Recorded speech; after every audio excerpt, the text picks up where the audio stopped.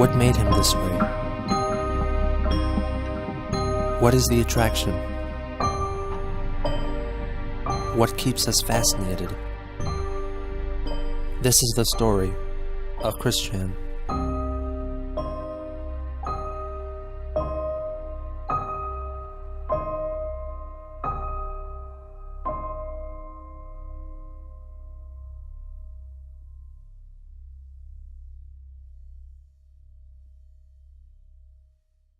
With Sonichu Issue 5, the story strays further and further away from the Sonichu storyline and makes Christian the main character, with the plot of the comic closely mirroring his own life. The comic begins with Sarah's wedding, with Chris attending in spirit, possibly alluding that he didn't attend her actual wedding. The episode also introduces two new characters, Megajula Skunk, based on a character created by Megan, and Sailor Megtoon, indisputably symbolizing Megan herself. He briefly fights off Wes Isley, and at the end of the episode, Sarah thanks him for all the childhood years they had together, and wishes him good luck on his advances towards Megan. Sarah throws her bouquet at him, and he catches it, believing this means his own wedding will come shortly. Christian blatantly uses his comic to depict his inner monologue and fantasies to the world. I love Megan, yet she's not ready to return or seek it. I'd feel better if I could chat with her on the phone, although she's uncomfortable doing that. Our email communications are okay, but speech speaks louder than typed words. The artwork also changes to an unmistakably anime and manga style, perhaps in an effort to appeal to Megan even more. In the following episode, Christian has a lengthy discussion with Sonichu about his optimistic hope that he and Megan will get together, despite him admitting a few pages ago that she was not responsive to his advances. He acknowledges that he is so optimistic that he even stopped using his attraction sign. They're interrupted by the announcement that Mary Lee Walsh and the Jerkops are invading Quickville, so Chris teams up with Megan, Crystal, and the Chaotic Combo. During the climax, Crystal gets trapped in the dark mirror, and Christian comforts a tearful Megan, who thought that she had lost Chris for good. His obsession with Megan is made crystal clear, and is further confirmed by the email she sent to him. I know you know I hate guys and I hate love, cause I told you a million times, so why do you keep getting too close and touching me? I really don't like it at all. I know you said cause you have feelings for me and it's hard for you, but, I'm sorry, this sounds mean. You really need to try and get over it. If you keep hanging on like that to someone who doesn't love you back, well, it'll only make you more miserable. You need to just accept the fact that I don't and I will probably never love you, so you should just take a rejuvenating breath and move on. Advice to which Chris refused to listen, as is evident in an email written just a month later. Also, I'm just a little mad that I have to keep telling you to please stop touching me. It's like you're not wanting to listen to me. I tell you, then you say okay, but eventually you're back to the same tricks. And this time I really mean it. Even my other friends don't like it and think it's weird. So once and for all, could you please stop? You know I don't like it, so why do you keep doing it? It's not like you're gonna try and soften me or something, so I don't want to have to tell you again or I might get really angry.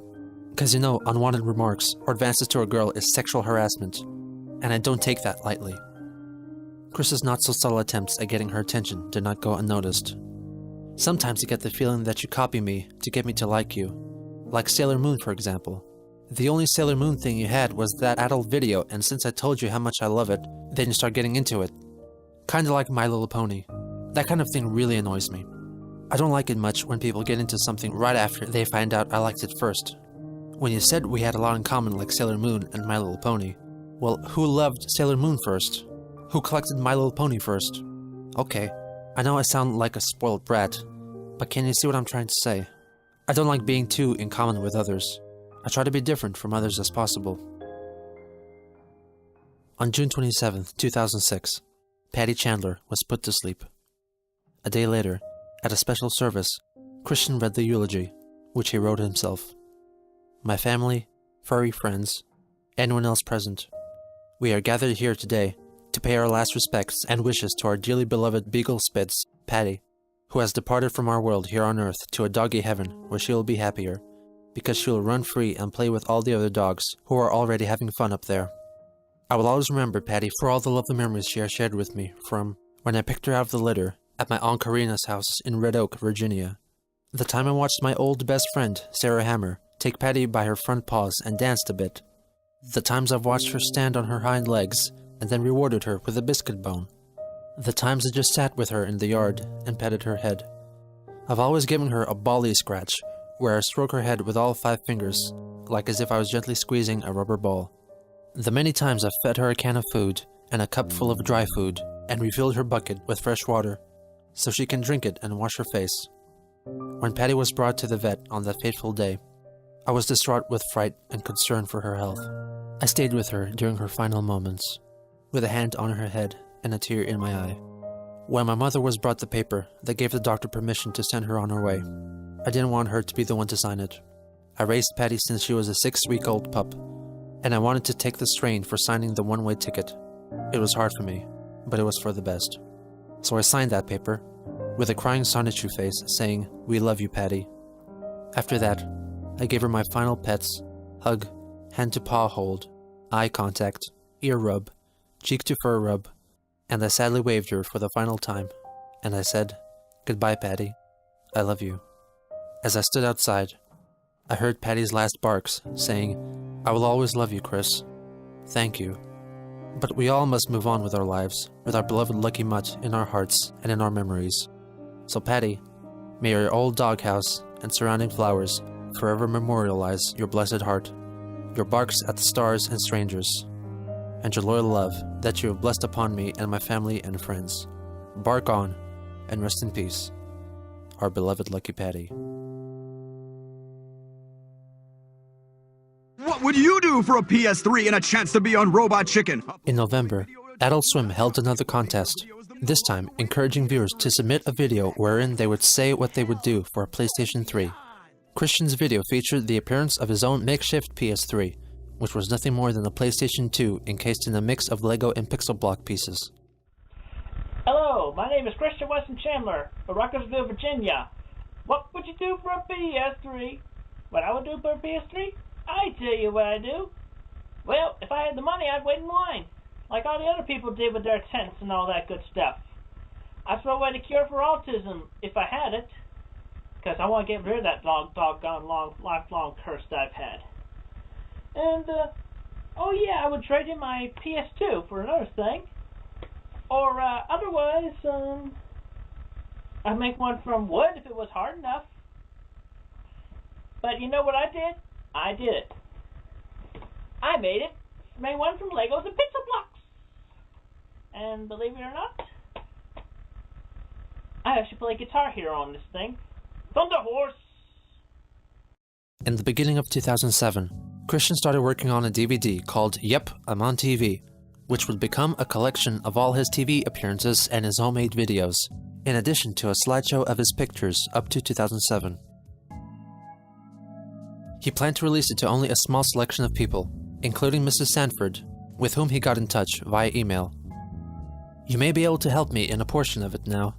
There will be a slideshow, projected from my PlayStation Portable, featuring not only pics of me growing up, but the friends, teachers, and relatives I've known and remembered, either from heart, like yourself, as well as yearbook signatures.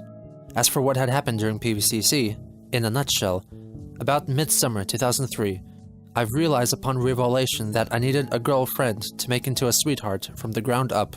So with a sign, which I've later realized that it made me look slow-minded, the R word, I've started my enduring love quest.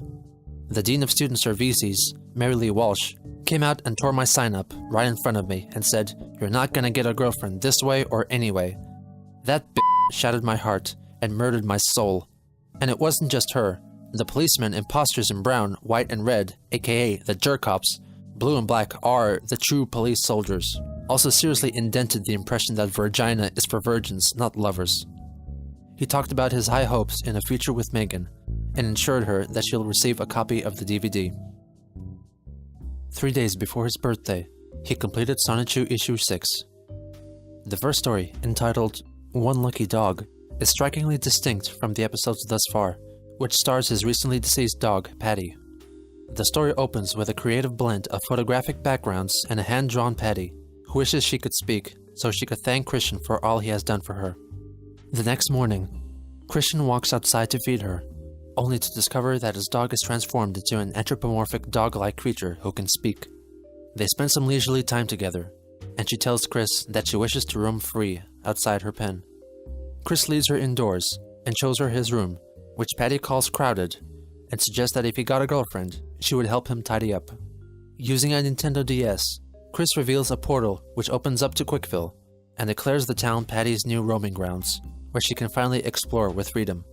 The final page of the story is a simple full-page tribute to Patty Chandler. The next episode resumes where the last comic left off.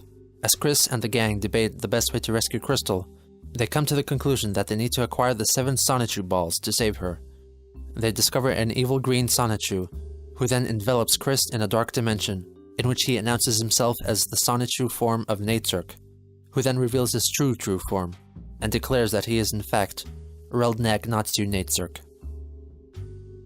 As the name implies, he is completely the opposite of Christian, with a semi-bare chest, symbolizing his raging homosexuality, which horrifies and offends Chris.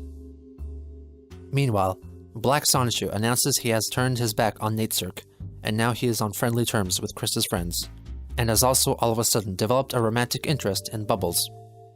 Chris and Natesurk transform into their Sonichu forms and battle. They battle until Chris-chan somehow ends up back in Manchester High School. Just as Natesurk is about to deal the final blow, a phantom basketball knocks him unconscious. Chris is woken up by Megan, who tells him that Natesurk fell into a coma after hitting his head on the bleachers and is currently in the hospital. Bionic the Hedgehog reveals himself as the one who wielded the basketball at Natesurk's head. They reminisce about old times and how Chris hasn't drawn Bionic since 2004. Chris laments that he is 25 years old, having never even had a date, but it shouldn't matter. The dialogue suddenly becomes a promo for his up-and-coming Yep, I'm on TV DVD, which will not be available for purchase.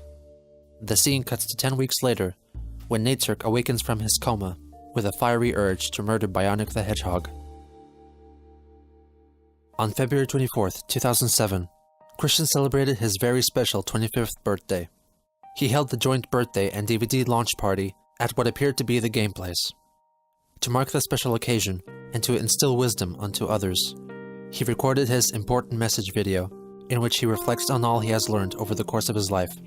He wished for it to become an educational video shown in schools, but this goal has yet to be accomplished.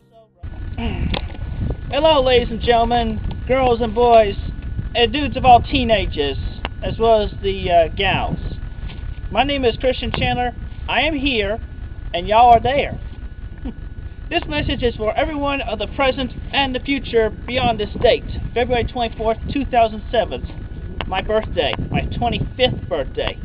I am high-functioning autistic, and in my 25 years, I have seen and learned so much. And today, I intended to share some wise words that I hope each and every one of you will take to heart and allow for yourself and everyone else a better, brighter future.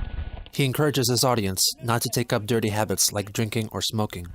You should avoid at all costs smoking, drinking alcohol, and intaking similar icky, dangerous stuff. And smoking will eventually cause cancer, and you'll be more likely to get heart attack, viruses, and your life will be cut drastically short. They don't call cigarettes and cigars death sticks for nothing other than killing you slowly. If I could, I would take every last ounce of tobacco, put them on a rocket, and shoot them up to the moon. He encourages boys to buy a My Little Pony figure to get used to the female form and pretend to treat it like the girl they like. If you're a young gentleman, I recommend buying yourself a My Little Pony figure of your favorite color or whatever. Now, stroking the hair of said pony is very relaxing and therapeutic, and also rubbing it against your cheek. That's nice. And also, you can pretend that the pony is that girl you want to take out too. You want to take out sometime, and talk to the pony like you would talk to the girl. And he recommends that girls get Transformers. Now, for the ladies, I recommend a good old Autobot from Transformers, because you can get to learn how to examine the mechanics and variations of each and every, of the Autobot you have, like you would learn how a man works, and it'll allow you to feel more comfortable in approaching and talking to that boy you've been flirting from a distance, or just been flirting with from a distance. And hopefully all you have to do is just end up and say hello. I mean, it's not so hard. All you have to do is say hello to the man, ladies, that's all. And everything will just keep rolling from there. He encourages girls to be more open to having a relationship with less attractive males, and states the importance of staying with your first mate, neglecting that both of his parents were married before. He finally stresses the point that it is crucial that boys and girls stay straight. Also keep in mind that while you're playing with these things, you should keep in mind of what your true original gender is. Because it's like you're learning about that girl you want to take on a date, young man. Or likewise, you feel more comfortable to approach that boy just saying hello that you've been checking out from a distance, young lady. And hopefully in due time or now, each and every one of you will stay straight. You know, girl for boy, boy for girl. Everything else is vice, as said by Dr. Kinsey. And besides, if you stray away from the straight path, it can really jeopardize the entire future of the world and the human race. This video would become the final addition to his DVD. I am Christopher Christian Weston Chandler. Live long and shine on in your very own unique way. War is never the answer. Peace is. Never fight. Compliments will get you fuzzy wuzzies. War gets you prickly wicklies, as well as punches, they get you those too. Thank you very much, and have a wonderful day.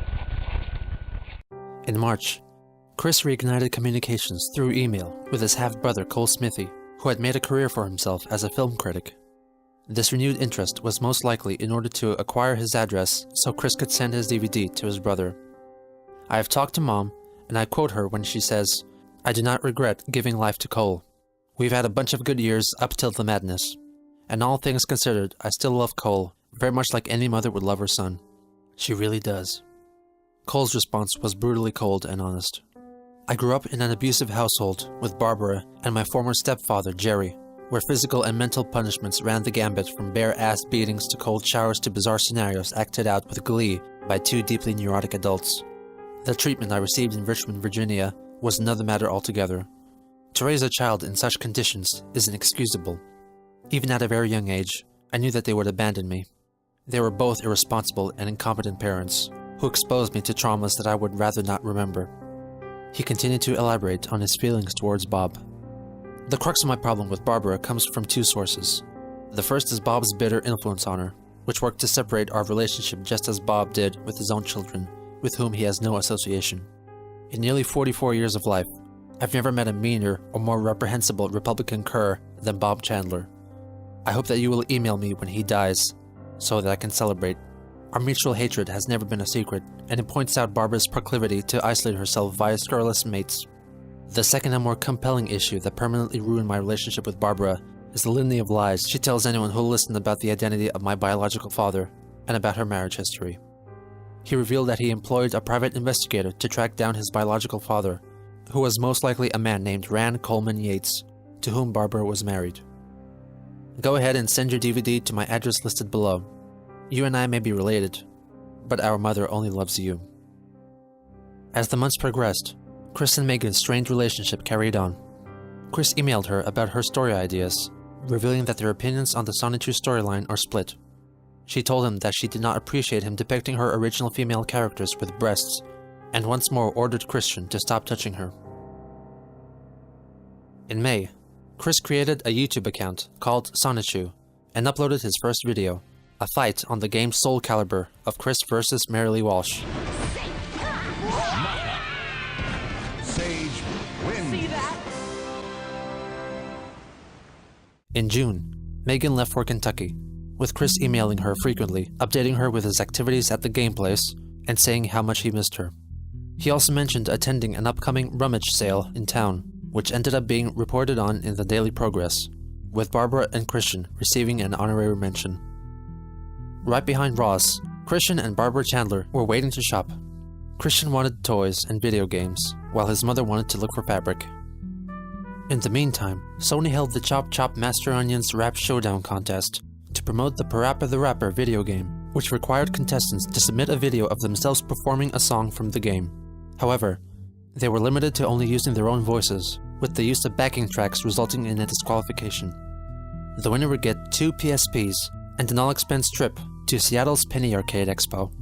Chris was convinced that if he were to win the competition, he could give one of the PSPs to Megan and then invite her along to Seattle so she could fall in love with him and finally take his virginity. AP Station, my name is Christian Chandler. I live in Rockville, Virginia. I have a PSP. I like to rap. I play with the rapper. I go with you now. The only song I know is Master Onion, which I got from a demo I borrowed from my friend Megan. Chris's video was far from polished, with rehearsal likely kept at a minimum.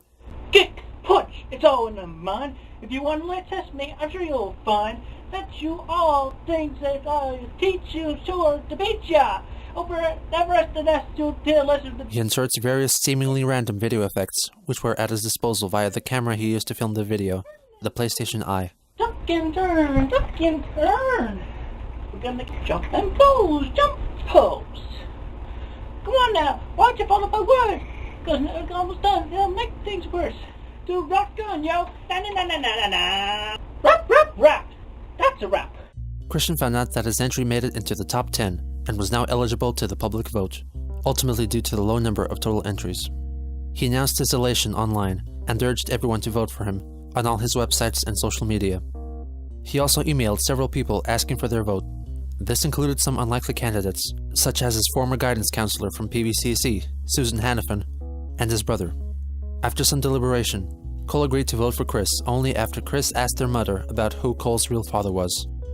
Chris promptly replied that he asked her and claimed that his father was Jack Dale Smithy, which Cole knew to be untrue. Understandably unsatisfied and upset, he continued to email Chris about how Barbara enveloped his life in lies, closing with an earnest wish to be informed of Bob's eventual passing. Chris intensified his campaign by handing out flyers at the game place, urging fellow visitors to vote. He even resorted to voting for his own video by making fake accounts and gave himself a glowing review. Video Lucky 7. Such honesty of his situation and devotion for his lucky girlfriend adds great emotions to his performance. The visually appealing effects added the best humor and biggest laugh I had among the bunch. I enjoyed the fun background of his assumed-to-be bedroom, and his informative feedback on playing Guitar Hero on PlayStation 3 was truly a wise and great addition. Also, he has nailed the lyrics a cappella. As this brave autistic warrior so creatively put it at the end, rap, rap, rap, that's a rap. Truly the cherry on the top of the sundae. A perfect score of 5 out of 5 stars for his marvelous effort and smiling at knowing he looked a bit stupid. Voting was closed at the end of July. The polls are closed, and I am anxious to find out if I am number 1 of the rappers or not. I really want that trip to Seattle, so I can be with my sweet Megan longer than usual and have fun together. I love her so much. On August 3rd, it was announced that the winner of the Chop Chop Master Onions Rap Showdown was Adam Stackhouse. Crack, crack, crack the egg into the bowl. Crack, crack, crack the egg into the bowl. M-I-X the flour into the bowl. Chris immediately wrote a strongly capitalized email to Sony, demanding they reconsider. I really wanted that trip so I could have a chance to impress my sweetest Megan and possibly fulfill my dream of getting married and soon have a daughter named Crystal. Yet now I, a frustrated, high-functionally autistic 25-year-old virgin, have been balls broken like I have through a big chunk of my life in America's favorite game, Kick the Autistic. Sigh. I had my fantasies of having fun with Megan, taking her to a really extravagant destination. I'm not rich. Taking a long-wanted tour of the Nintendo of America company tour. With her, playing Guitar Hero against the guy in the parappa costume. Jamming with Megan in the hotel room and possibly our first time in bed. Sigh. Life can be so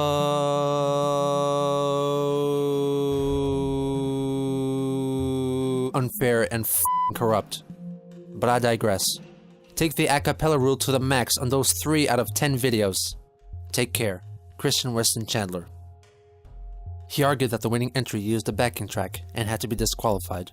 However, since the backing music was actually sung in a cappella, the entry was deemed suitable.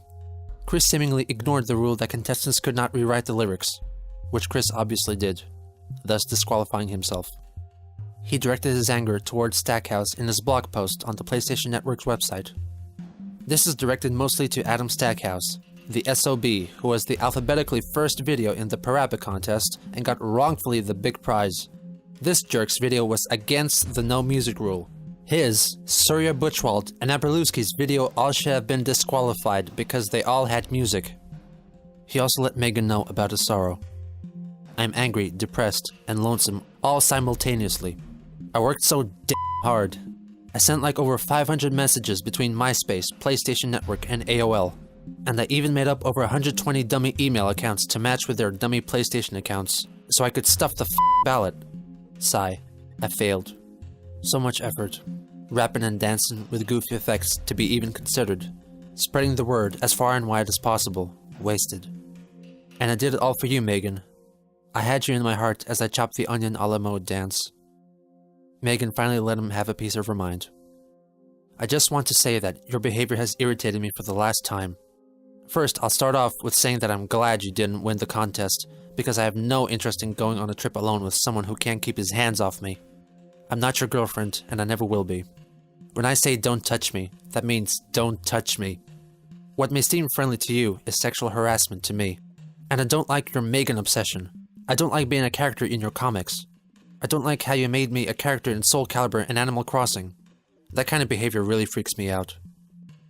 To release his rage, Christian filmed a video of himself shooting a dart-firing Megatron pistol at a dartboard with a photo of Adam Stackhouse's face on it.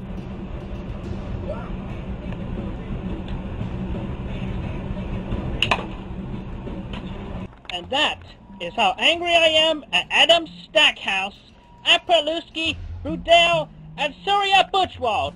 They should have been disqualified because they had music and more than one person in their Freakazoid videos. As time went on, his attitude towards Megan changed a little, announcing his displeasure at her fraternizing with her friend Christopher. The hugging was one thing, but when I heard the smack of your kiss on his cheek, it started a chain reaction in my head from OMG to simultaneous infuriation and jealousy. I assure you that I would not do anything extreme to Christopher. Originally, I was not fond of him because it was obvious that he was a homo. Yes, I am a homophobe. I fear them all, and I fear the tormenting temptations of falling off the straight path. But then I mentally, sometimes from a DVD, and if you'll pardon the expression, shove some pussy in my face. I tell you what, if I ever stoop down to changing my path, I might as well get a gender change operation. In late October, Daniel Mims, who frequented the game place, covertly snapped a couple of photos of Chris in mid-battle, and his buddy Lucas uploaded it onto the image board 4chan. A user on the comedy website Something Awful, who had seen Christian on the UVA campus, created a thread focused on Christian and his comics, unleashing the Christian myth onto the world. Members debated over the veracity of his supposed actions, and those who have witnessed him in person shared their story. The fascination around Chris quickly spread to other websites. The outlandishness of his situation motivated people to draw inappropriate fan art, featuring Chris and his Sonichu characters. On November 3rd, in a thread on 4chan, a user named Evan Christopher George was encouraged to send Chris an email showcasing a small selection of fan art. This is some fan art of Sonichu my friends and I have drawn. I hope you enjoy it. The included images were Chris hosting girlfriend auditions with no darkies written on his desk, a short comic about Chris losing his virginity by having sex with Sonichu, a graphic depiction of Sonichu masturbating while yelling out "No darkies jerk up," and Chris-Chan Sonichu having a stare down. Chris's reply was rather unexpected. Thank you for your fan art contributions. In constructive criticism, I like the one with me and the girlfriend auditions, as well as my glaring in the eyes of the blue guy. But I am feeling great detest towards the other two. Sonichu and I are not of that nature at all. If you would like to make it up to me, though, please draw a strip of Rose-Chu stripping for Sonichu, and have him f*** her, and draw Rose-Chu masturbating and squirtin'. I am straight, dammit. I will not be veered in any other disgustingly grotesque direction. Again, most nasty fan arts are not appreciated at all. Please feel free to share that quote with the rest of the fans. Sincerely, Christian Weston Chandler. We're keeping track. Evan immediately posted Chris's response, and in order to archive all future interactions, Jason Kendrick Howell created a page on the satirical Wikipedia-style website Encyclopedia Dramatica, solely devoted to Christian. Under the assumption that these people on the internet provoking and making fun of him, or trolls, were genuine fans of his, he shared the news with Megan. The good news, though, is that I've had more fans for Sonichu than I thought. Now the worst to bad. I got this email earlier that had a set of 4 fan art of Sonichu and me. While I enjoyed more of the spoof of me sitting by a box on a sidewalk, girlfriend auditions, and the one with me glaring in the eyes of a blue hedgehog in armor. The other 2 in that set of 4 freaked, creeped, and scared the crap out of my head. A lot worse than my freak out over you on Christopher's lap last night. Please keep that in private. In other words, get a room. I sent him a reply with respective criticism. I was infuriated. He also found out about an artist on DeviantArt who made Sonichu-related fan art but did not credit Chris in it, and also discovered the Encyclopedia Dramatica page. In the meantime, Evan continued to send Chris more fan art. I'm very sorry I disappointed you, Chris-chan. I drew what you wished. He sent a drawing of a naked Rose-chu having sex with Sonichu, and finally masturbating and squirting out of her gigantic penis. Oh, and here's more art for more of my friends. I didn't draw any of this stuff though, so if you don't like it, I have no guilt. This email included more graphic content, including Marilee Walsh and a transgender Rose-chu. Alright, I have one last batch of fan art. I'm sorry to send so many to you, but my friends are really eager to share it all. I hope you enjoy. He attached more fan art, a few more tasteful than the rest. Chris replied, disclosing a link to his ED page. Evan coyly denied accountability. What? What a horrible page. I'm sorry. I must wonder how they got pictures of our emails. I hope no one's hacking my email account. Ignoring security concerns, Christian sent another angry email. Do me a favor. Draw a vagina on my Rose-chu. Rose-chu is a girl. She never had a frickin' pickle. If I see one more frickin' pickle, and you may spread this quote to other adult fan artists, I will create you in Soul Calibur 3 and beat you up like there's no tomorrow. Evan replied with a simple uh-oh and a picture of Rose-chu holding a pickle, saying, I wish pickles could masturbate and squirt. And Evan saying, fudge, you're going to beat me up in SC now, aren't you? I shouldn't have let our souls get fiercely entangled. On November 4th, someone who called herself Vivian G sent an email claiming that she independently created a similar character called Sonichu and wanted Chris to acknowledge that it wasn't stealing. Evidently, he stated that it was fan art and that she couldn't keep doing it because his characters mean too much to him. Vivian then sent a caps-locked email trying to convince him to improve himself. Jesus, are you so high on your horse that you think it's fan art? Jesus Christ, man, you are irritating me. You are putting me under more damn stress than you'll ever have. I want to express my goddamn self to the internet, and I find that some prick who thinks he's so great can call homosexuals wrong, and I have 2 lesbian friends who would be offended as f*** by your ignorance, and things like going around stalking girls will get you a girlfriend. Newsflash, bitch. You mean nothing to this world, and you will never get f***ing laid unless you improve yourself. Your troubles with jerk-ups isn't because of them, it's because of you. F*** off and die. This entire debacle encouraged Joshua Martinez to mess with Chris, who first met him at James Madison University, where they both received speech therapy, and remained as friends. He managed to convince Chris that he regularly schmoozed with movie stars, thanks to his connections to the movie business. He contacted Chris and claimed that he found a girl who would like to meet him, when in fact he was only trolling him. He even pretended to be this Lori, and had a conversation with Chris through instant messaging. Christian reported on his elation in an email to Anna. Her name is Lori Lopez. I chatted with her through AOL Instant Message last night. She was really sweet, and not only did I have a great time getting to know her, but, blush, I got turned on. I know that she works at a car lot, I think. She is 23, brunette, brown eyes, and she is a mix of American and Spanish. If you watch the movie Into the Blue, the starring woman, Jessica Alba, is an American-Spanish mix as well. He also mentioned her to Megan, and even attached a supposed photo of her. On November 7th, Christian filmed a video pleading those involved with the ED page to be more respectful about him and take it down, and talked in length about his life and what caused him to be in this current situation. It has come to my attention that I have a lot more fans of my electric hedgehog Pokemon Sonichu than I had originally thought, and I thank each and every one of you for your support. And I will draw more comics when I get some positive inspiration, or when I feel like it. After all, everybody has a life, so do I. I have a life.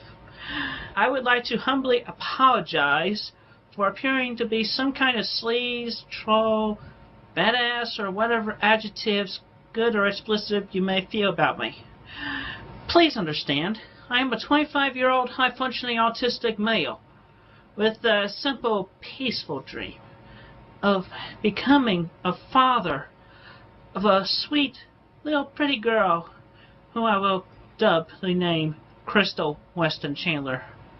Crystal, a name that sounds similar to mine, but it has a nice ring to it. He claims his family on his mother's side stems from British royalty. Weston, my mother's maiden name, and a proper English name from royal descent. As a matter of fact, among my mother's side in the ancestral traits, we have been traced down to Daniel Weston, who was on the Mayflower voyage, and beyond him, Anne Boleyn, who was the one of King Henry VIII's wives, who gave birth to Queen Elizabeth I. He talks about his upbringing, the struggles of the school system, and his achievements in high school. He defends his methods for finding a sweetheart. All I did was sit around with a sign by my side that said I was looking for a boyfriend-free girl, 1825, yada yada yada, all that page. And I did all that because I have feared rejection and the infinitely high boyfriend factor, because you cannot tell which ladies are paired up and which are not. And wedding rings, that's just a whole different story, because they're married. Because it's not like you give every woman a ring who's already paired up. This is one perspective. So please understand, I am not a violent person. I'm decent. I come from a caring, loving pair of parents. I'm kind, I'm considerate, I will respect your space and your feelings ever so much. Thank you very much for your time and listening, and please remember, I'm an innocent person. Just like most every one of you, I've had my faults, I've had my share of bad times, I have my share of good times. Please understand that. Thank you again. Take care. With this recent upsurge in interest for Chris, he had the ability to raise awareness for his cause, and maybe even take proper action to prevent further trolling. Maybe if he took matters into his own hands, in a reasonable and polite manner, he could have made all of this fade away.